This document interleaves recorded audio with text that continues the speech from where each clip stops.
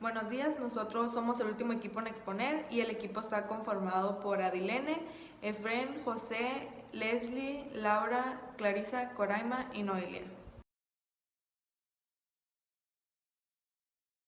Y nosotros vamos a exponer sobre las técnicas psicométricas o lo que se conoce más como los test.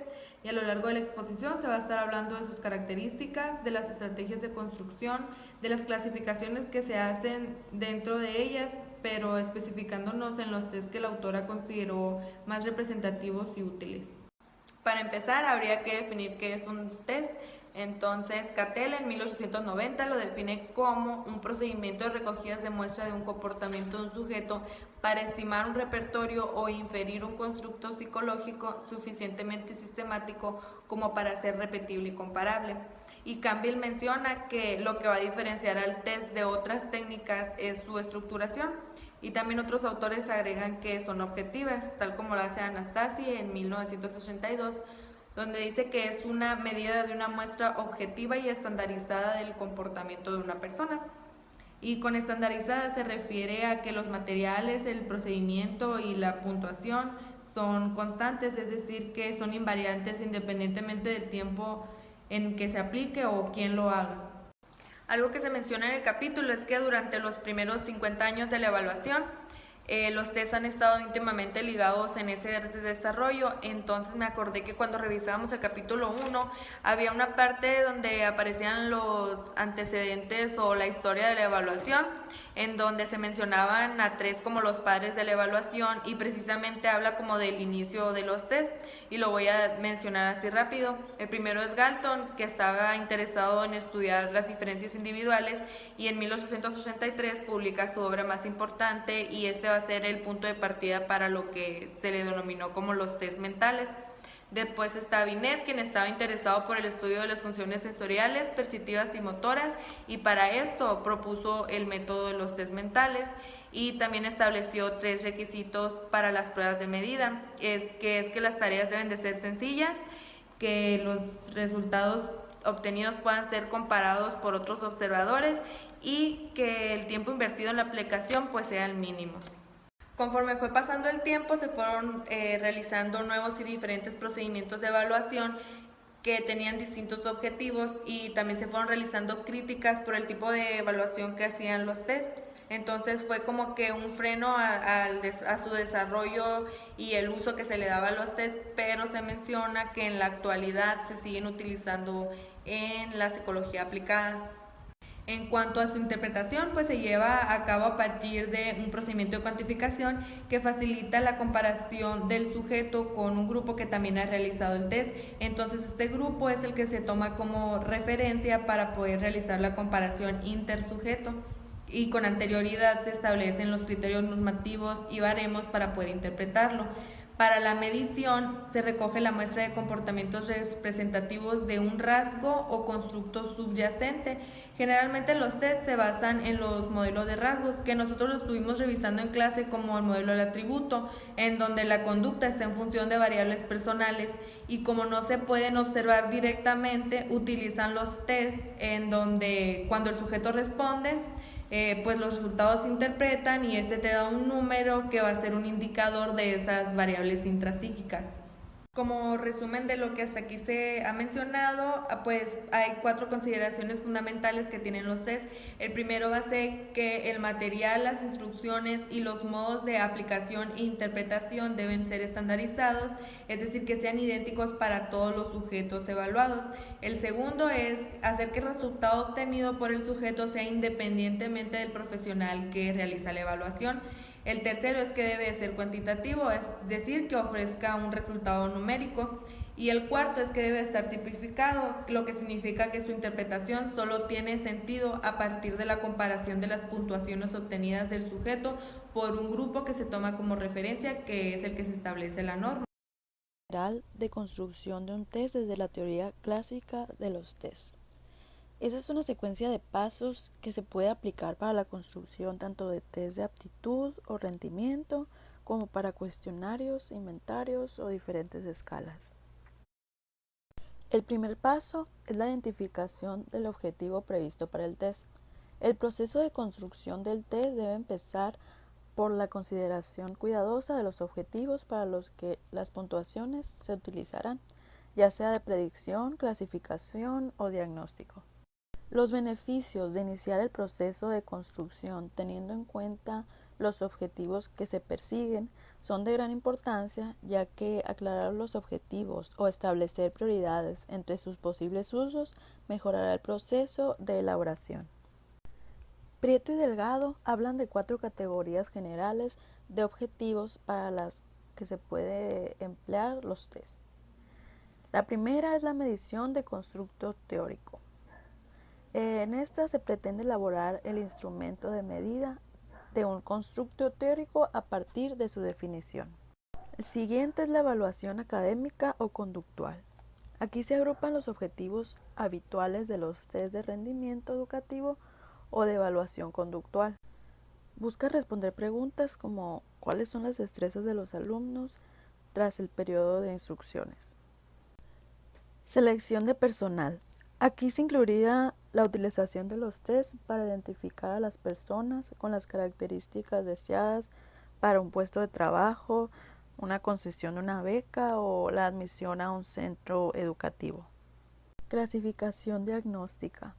El proceso de elaboración de estos tests tiene como meta asignar a las personas a diferentes categorías diagnósticas, tipos de instrucción o a los itinerarios educativos más adecuados para sus conocimientos o actitudes. Además de la identificación de los objetivos, también debemos realizar un análisis del contexto en el que se utilizarán los tests.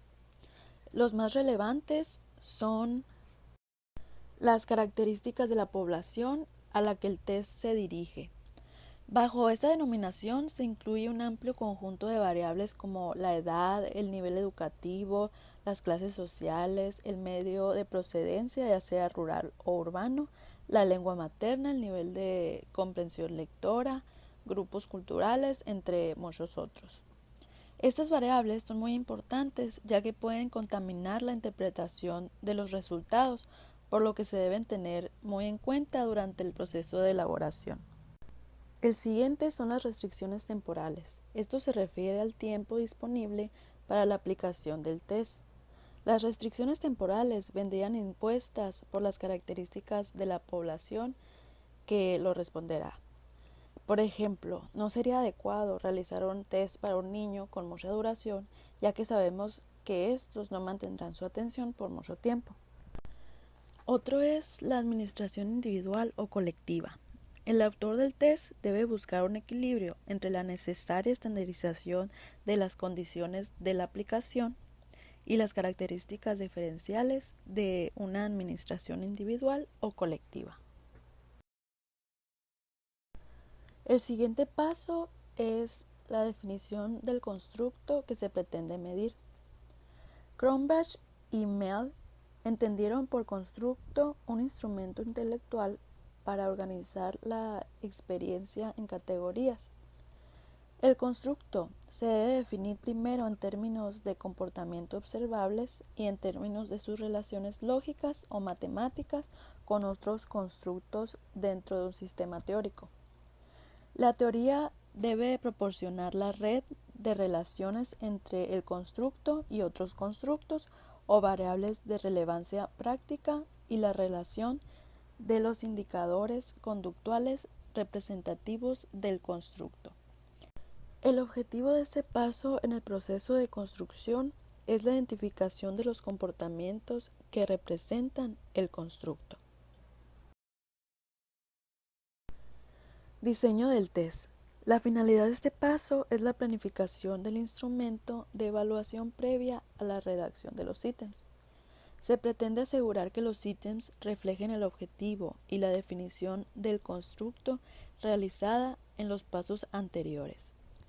El diseño se suele concretar en la denominación específicas del test y de los ítems. Las especificaciones no son más que la descripción detallada y precisa de la escritura del test. En este paso se deben agrupar los diferentes indicadores conductuales, cómo se relacionan entre ellos el número de ítems previstos, el tipo y número de alternativas de respuesta para los ítems, etc. Buenos días, compañeros. Yo voy a continuar hablando acerca del proceso de elaboración de los tests, donde el siguiente paso es el desarrollo de los ítems. En este paso, el autor debe elaborar los ítems para cada uno de los indicadores previstos del constructo. Tradicionalmente, se agrupan los formatos disponibles para los tests de rendimiento y aptitud en dos categorías. La primera categoría son los formatos de respuesta elegida, que ofrece diferentes opciones para que la persona elija su respuesta a la tarea planteada, como por ejemplo, elección múltiple, verdadero falso, emparejamiento, etc. La siguiente categoría son los formatos de respuesta elaborada o construida, donde la persona debe producir o elaborar la respuesta. Los diferentes formatos varían en el grado de elaboración o extensión de la respuesta, como por ejemplo, terminación de frases, respuesta breve, ensayos, etc.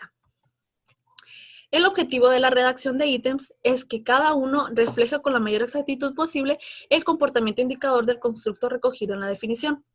Los manuales sobre elaboración de test y cuestionarios incluyen conjuntos de recomendaciones y reglas de escritura cuyo objetivo general es no introducir errores que generen ambigüedad en la interpretación deseada de las respuestas obtenidas.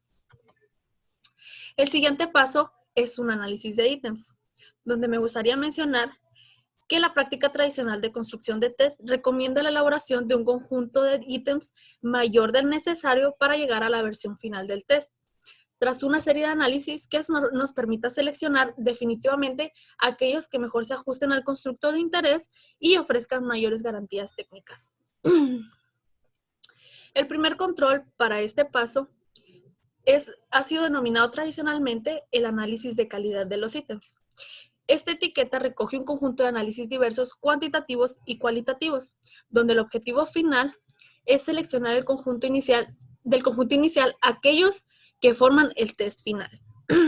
Para esto, se pide responder la siguiente pregunta. ¿Cuál es el criterio? Este tiene dos componentes: la adecuación de los ítems como medida de variable y, en la mayoría de los casos, la contribución de cada ítem a formar un test internamente consistente. Dos son los tipos de procedimientos a utilizar para recabar la información necesaria. Uno es los subjetivos y otros son los empíricos. Los subjetivos consisten en presentar los ítems a un grupo de expertos para que los revisen, y los expertos deben de juzgar el grado en el que cada ítem expresa los componentes del constructo a evaluar. Los empíricos, también conocidos como análisis numéricos de ítems, analizan las propiedades estadísticas de la respuesta a los ítems obtenida de su administración a un conjunto suficientemente numeroso de personas. Las propiedades estadísticas que suelen analizarse para valorar la calidad de los ítems ha sido tradicionalmente dos: la dificultad de los ítems y la discriminación de los ítems, en donde el concepto de dificultad de los ítems cobra sentido cuando se está construyendo un test de habilidad o rendimiento, en donde es posible hablar de respuestas correctas e incorrectas. Para ese tipo de test, la dificultad de los ítems es cuantificada a partir del porcentaje de respuestas correctas. Cuanto mayor es ese porcentaje, más fácil resulta el ítem. En el caso de cuestionarios, inventarios y o escalas, el concepto de dificultad de los ítems se sustituye por el valor de promedio de las respuestas de ítems, estableciendo una relación semejante con la fiabilidad a la planteada por los test de rendimiento o aptitud. La otra son las discriminación de los ítems. Se refiere al grado en el que las respuestas de las personas a un ítem dado se relacionan con sus puntuaciones totales en el conjunto de ítems. Esta relación se suele cuantificar recurriendo a coeficientes de correlación u otros índices estadísticos adaptados a las características de distribución de las respuestas de ítems. El siguiente paso es el análisis de fiabilidad y validez de las mediciones, para lo cual se menciona que la versión del test que resulta del análisis de ítems se suele administrar a una nueva muestra de personas para obtener datos con los que analizar la fiabilidad y la validez de las mediciones. Para esto me pareció importante realizar una revisión acerca de la definición de fiabilidad y validez, para lo cual me encontré que el diccionario de la Real Academia hace referencia a la fiabilidad como la probabilidad de un buen funcionamiento de una cosa. Por su parte, Sperman, en una serie de trabajos publicados, lo define como el coeficiente de correlación entre una forma experimental de un test y una forma hipotéticamente equivalente. Por su parte, la validez es definida como un concepto unitario, donde es el grado en que todas las evidencias acumuladas apoyan la proyectada interpretación de las puntuaciones del test implicadas en el propósito propuesto. El proceso de validación implica acumulación de evidencias que proporcionen una base científica sólida para la interpretación que se propone. Esto es, deben ser evaluadas todas las interpretaciones de puntuaciones del test requeridas para usos propuestos, no del test mismo. Es decir, que la naturaleza de nuestras variables requieren criterios de validación. Me gustaría agregar lo que dice en el capítulo 4, Fernández Ballesteros, que dice: lo importante es comprobar que la técnica de evaluación que seleccionamos para ser aplicada en determinado caso haya utilizado el procedimiento empírico de recogida de evidencias acorde con el uso que nosotros pretendemos hacer. El siguiente paso es la elaboración de las normas de interpretación de las puntuaciones, donde se tienen dos perspectivas de las que abordar la interpretación de la ejecución de la persona en un test o cuestionario. La primera perspectiva es la interpretación referida a la norma, donde el uso de las normas implica aportar información sobre la ejecución o desempeño de la persona en el test, comparándola con la distribución de puntuaciones de una manera normativa o grupo de referencia. La siguiente perspectiva es la interpretación referida a criterio. La interpretación referida a criterio analiza la ejecución de la persona en relación con estándares o criterios de ejecución previamente establecidos durante la fase de definición de la variable. Para concluir mi parte, quisiera mostrarles una tabla en donde se resume el proceso de elaboración de un test.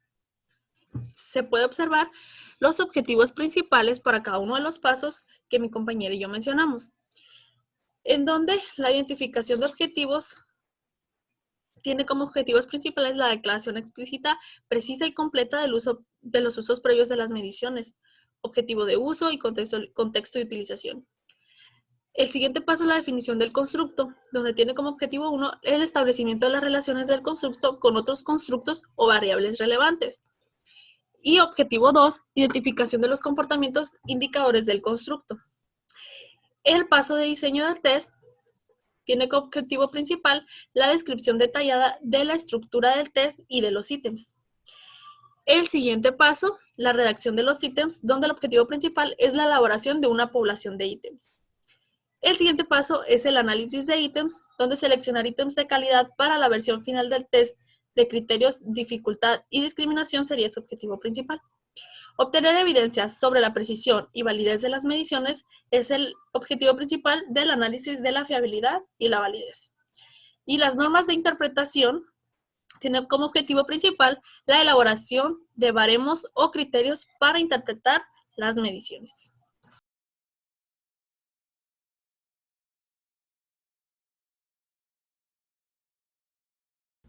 Otras aproximaciones a la construcción de test desde la teoría clásica de los tests. Debe de tenerse una visión clara de otras aproximaciones a la construcción de test, dado que a ellas se recurre para presentar algunos de los instrumentos psicométricos más utilizados en la evaluación psicológica.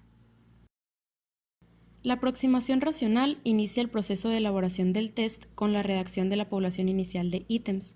Los ítems se construyen de forma que sea evidente que comparten relaciones lógicas o racionales con el constructo tal y como ha sido definido por los autores del test.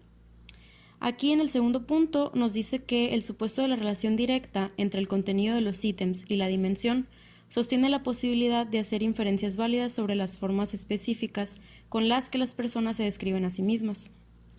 Un ejemplo de esto sería un conjunto de cuentas de sumar, restar y multiplicar, las cuales podrían interpretarse como relacionadas o constitutivas de los constructos aptitud numérica o cálculo. Finalmente, la denominación del mismo, que suele ser el nombre del constructo objeto de la medición, determina el contenido de los ítems y la interpretación de las puntuaciones. Se pretende elaborar ítems que maximicen las diferencias entre las respuestas de las personas en la dimensión o constructo de interés, o, dicho de otra manera, ítems que optimicen la predicción de una medida criterio o estatus determinado. Un ejemplo de este procedimiento sería la construcción del MMPI, que originalmente fue diseñado para permitir a los clínicos detectar a las personas que sufren de una variedad de desórdenes psicológicos, como por ejemplo la esquizofrenia. Así, las respuestas de esquizofrénicos diagnosticados a un gran número de ítems se compararon con las respuestas de individuos, por así decirlo, normales. Los ítems en los que las respuestas de ambos grupos eran significativamente diferentes fueron utilizados para construir la escala de esquizofrenia del MMPI. Walsh y Betts señalan 3 características relevantes de esta estrategia: la utilidad para objetivos aplicados, la constatación empírica a posteriori de las diferencias entre los grupos de interés en un criterio o dimensión de relevancia práctica, esto dado que la selección de los ítems para la versión final del instrumento descansa en la capacidad del ítem para predecir un criterio. Y por último, la contrastación de las respuestas de diferentes grupos criterio. El rasgo definitorio de esta estrategia de construcción es el énfasis en la estructura interna final del cuestionario. Se caracteriza por analizar factorialmente una gran población de ítems, generalmente tomados de diferentes tests para determinar las dimensiones básicas que subyacen al conjunto de ítems. Estas dimensiones básicas se convierten en las escalas o factores, como por ejemplo las dimensiones que van a ser medidas, y los ítems con cargas factoriales más altas en dichos factores son utilizados finalmente para construir el test o el cuestionario. Se podría plantear que la aproximación analítico-factorial supone una mezcla de las aproximaciones anteriores, la racional y la empírica. La racional al insistir en que el contenido de los ítems refleje la dimensión o constructo objeto de la medición, lo que permite dar nombre a los factores encontrados en el análisis. Y la empírica al primar en la selección de los ítems la correlación con un criterio, en este caso el factor en sí. Proceso de construcción desde la teoría de respuesta al ítem.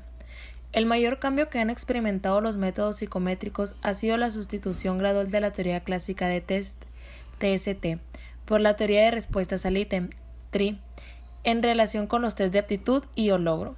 La sustitución en ciertas áreas de la TST por la TRI se ha producido debido a que los modelos de esta última permiten una mayor flexibilidad en el proceso de elaboración de test y de análisis de respuestas de las personas evaluadas. La denominación teoría de respuesta a los ítems señala un cambio de enfoque en el análisis. La TRI está más interesada por las propiedades de los ítems que por las del test en su conjunto, como sucede con la TCT. La TRI supera algunas de las limitaciones más importantes de la TCT. Dentro del marco de la TCT, el resultado de la medición de una variable depende del test utilizado. Por ejemplo, el nivel de rendimiento matemático de una persona depende de la dificultad promedio de los ítems a los que responda. Si su nivel de rendimiento es medio y la dificultad promedio de los ítems es baja, el resultado será una estimación elevada de su rendimiento en matemáticas. Por el contrario, si la dificultad promedio de los ítems es elevada, su rendimiento matemático será considerado bajo. La principal aportación de la TRI es que proporciona medidas invariantes al obtener mediciones que no varían en función del instrumento utilizado y disponer de instrumentos de medidas cuyas propiedades no varían en función de las personas a las que se administran. Los modelos de la TRI son utilizados en Estados Unidos en un gran número de programas de evaluación del logro académico a gran escala, entre los que se encuentra una evaluación nacional de rendimiento educativo realizada cada 2 años en Estados Unidos. El TIMSS, que es utilizado para valorar los niveles de rendimiento en matemáticas y ciencia en más de 40 países. La TRI, más que una teoría única, se debe abordar como una colección de modelos y métodos estadísticos pensados para fundamentar los datos procedentes de la medición psicológica. Este conjunto de modelos comparte una serie de supuestos y conceptos con otras teorías de test, como lo es la existencia de un constructo inobservable que subyace la respuesta a los ítems, la inferencia sobre la existencia del constructo a partir de la correlación entre la respuesta a los ítems y la relación monotónica entre la probabilidad de dar una determinada respuesta al ítem y el nivel en el constructo. Los dos supuestos básicos de la TRI son el supuesto de independencia local y el de unidimensionalidad. El supuesto de independencia local establece que las respuestas a los diferentes ítems son independientes unas de otras para un determinado nivel de rasgo latente. Los modelos de TRI unidimensionales suponen que hay una única dimensión latente responsable de las respuestas de la persona. La unidimensionalidad implica que todos los ítems de un test miden un único rasgo latente. La TRI aporta soluciones satisfactorias a problemas difíciles de resolver por la TCT, pero ha sido en el plano de las soluciones prácticas donde ha demostrado una superioridad clara sobre este. También es cierto que este dominio de la TRI sobre la teoría de test no ha conllevado la desaparición de la TCT por su flexibilidad para adaptarse a muchos problemas concretos de medida y porque este nuevo enfoque no ha resuelto todavía la manera de enfrentarse con la evaluación del rendimiento típico, personalidad y actitudes. Banco de ítems. Conjunto más o menos numeroso de ítems que miden el mismo rasgo o habilidad y que se almacenan de tal manera que llegado el momento se puede elegir de entre todos ellos los que mejor se adapten a las necesidades de uso. Los pasos para la construcción de un banco de ítems es: definición de la estructura del banco, desarrollo y análisis cualitativo de los ítems, elección del diseño y recogida de datos, administración de los ítems, análisis de los ítems y ajuste de los datos a un modelo, calibración de los ítems y almacenamiento de la información. Los tamaños muestrales necesarios para realizar varios de los pasos son una barrera insalvable para muchos proyectos de construcción de bancos de ítems. Y las dificultades aumentan si se cae en la cuenta de que una vez construido el banco, es necesario realizar un mantenimiento periódico con la reposición de ítems similares a los empleados y que a su vez necesitarán ser calibrados en la misma escala. Uno de los aspectos más costosos del mantenimiento es precisamente la elaboración de nuevos ítems. Test adaptativos. Estos tests no utilizan el mismo conjunto de ítems para todos los examinados como ocurre con los tests elaborados bajo la TCT, sino que presenta cada uno de los ítems más adecuados para estimar su habilidad.